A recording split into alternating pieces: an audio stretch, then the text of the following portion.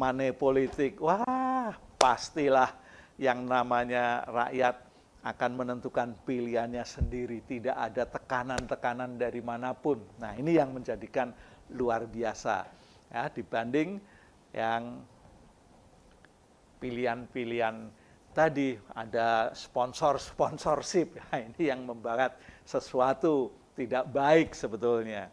Nah, rupa-rupanya pilkada sekarang ini juga demikian, tidak ada sampai hari ini tidak terdengar adanya pembagian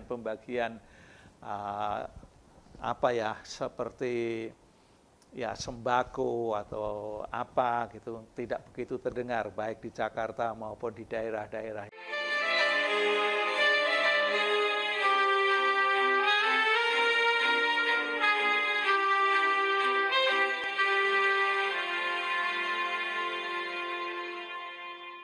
Calon yang elektabilitasnya tinggi ternyata juga belum tentu untuk dapat tiket maju. Dan jikalau maju juga belum tentu menang.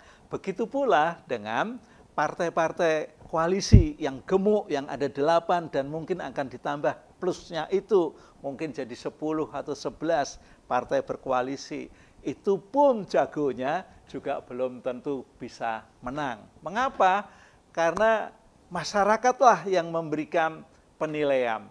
Rakyatlah yang menentukan si A calon itu untuk memimpin di daerah X misalnya, atau di Jakarta misalnya. Jadi rakyat, masyarakat di Jakarta sendirilah yang akan memilih dan menentukan siapa-siapa yang akan memenangkan. Ya, karena masyarakat juga bisa kusak-kusuk sendiri. Di mana? Ya di warung-warung. Ya.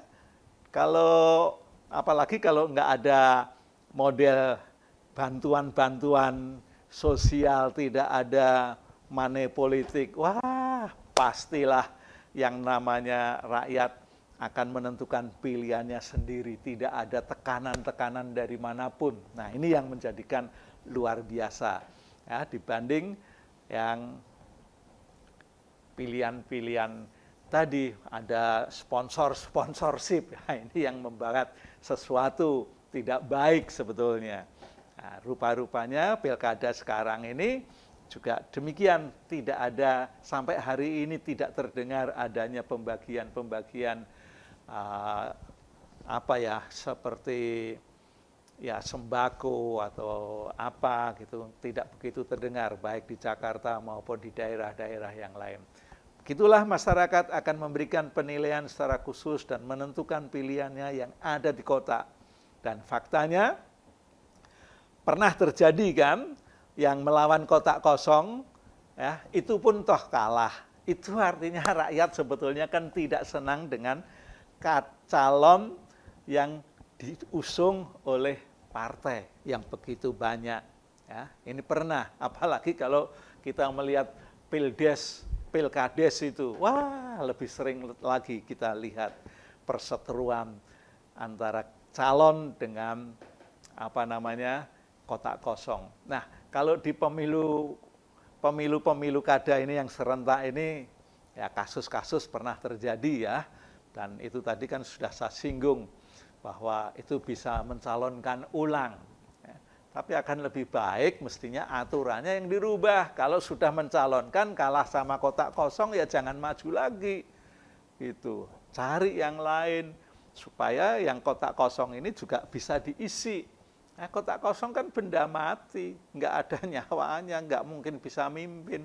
Gimana sih negeriku ini, ya negeri tercinta, yang kaya raya, yang saya dengar sejak dari kecil sampai sekarang loh.